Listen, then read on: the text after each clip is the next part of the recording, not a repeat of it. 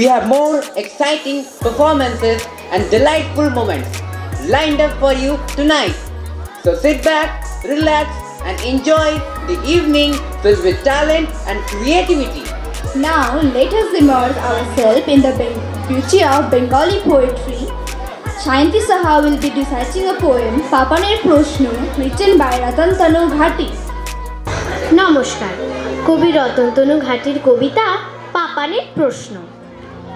স্কুলে আজ রেজাল্ট দেবে, ব্যস্ত গোটা বাড়ি, খাঁচার পোষা ময়নাটাও করেনি আজ আড়ি। কুট্টি পিসি রান্নাঘরে, বকুল মাসি ছাদে, গৃহস্থালির সমস্ত কাজ জরুরি সংবাদে। অফিস থেকে বাবার ফোনে জড়িয়ে আছে ভয়, মা দাঁড়িয়ে রঙিন ছাতায়, দুপাশে সংশয়। স্কুলের গেটে স্বপ্নেরা চুপ, উথাল পাথাল ঢেউ, গাছ ভর্তি বকুলেরা দেখেছে কেউ কেউ।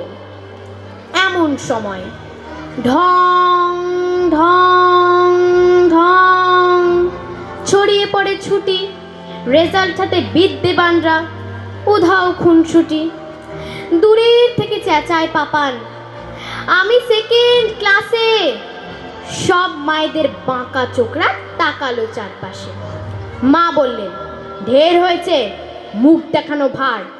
ফার্স্ট কে হলো নামটা শুনি, অঙ্কে কত তার?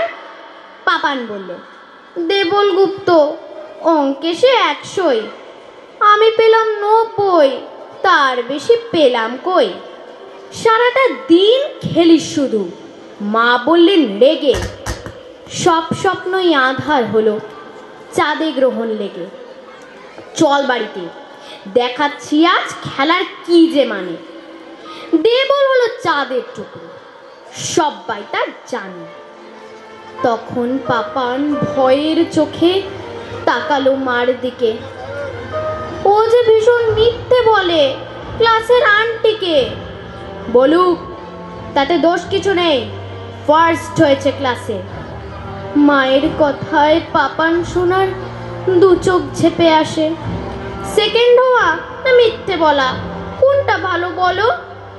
মায়ের কথায় পাপান শোনার দু চোখ ছলো ছলো। মুখের উপর উত্তর দিস? মা বলল, এ কি, খুব শিখেছিস কথা, আজ বাবা আসুক দেখি। মায়ের কাছে জবাব পাইনি, দু চোখ ভেসে নদী।